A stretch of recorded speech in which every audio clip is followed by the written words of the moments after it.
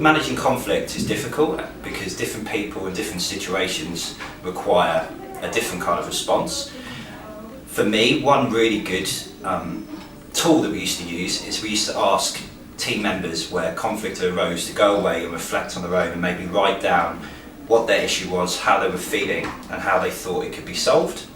So once that person's gone away, taken that time to reflect, it meant when we came together as a team to discuss it openly, people were looking for the solution rather than focusing on the issue. We also used to have the stick of justice or chat, which meant when you were holding the stick, that was your turn to talk and no one else could butt in, which kind of helped everyone have an equal time to kind of speak about the issue. Conflict is inevitable and it's one of the hardest parts of being a team leader.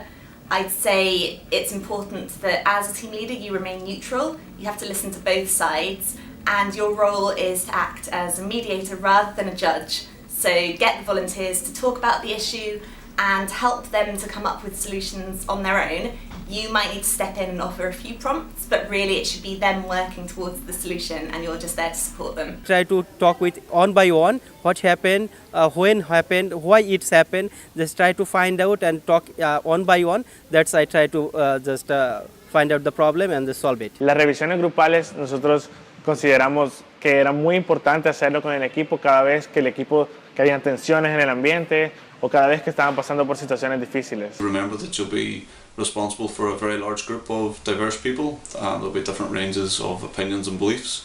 As long as conversations are happening in a constructive manner, your team will generally work through any disagreements or difference in opinions.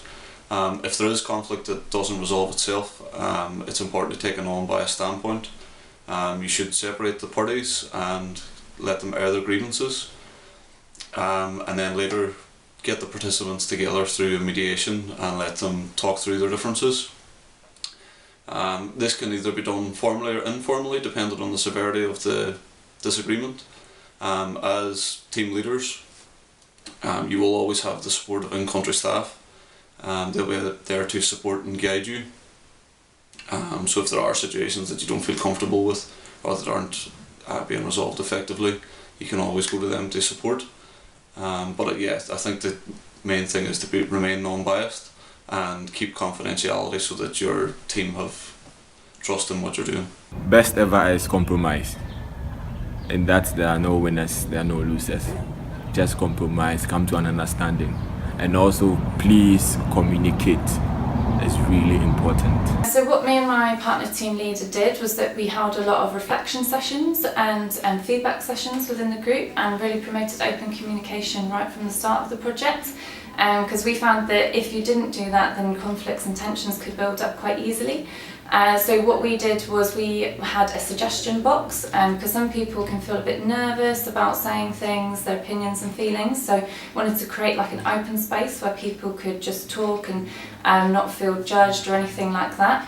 And then we held like a reflection session at the end of the week so people could compare and like discuss their ideas or any concerns they had, and just make sure that everyone felt like they had a safe place to speak. Talk about things. Don't just, if there's something that needs to be spoken about, talk about it, don't just sweep it under the carpet.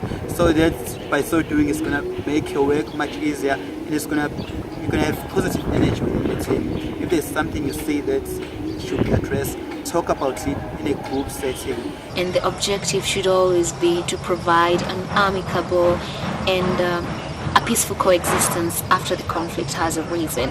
So what you want to do is, as I like to call it, I normally use a mechanism of understand then react.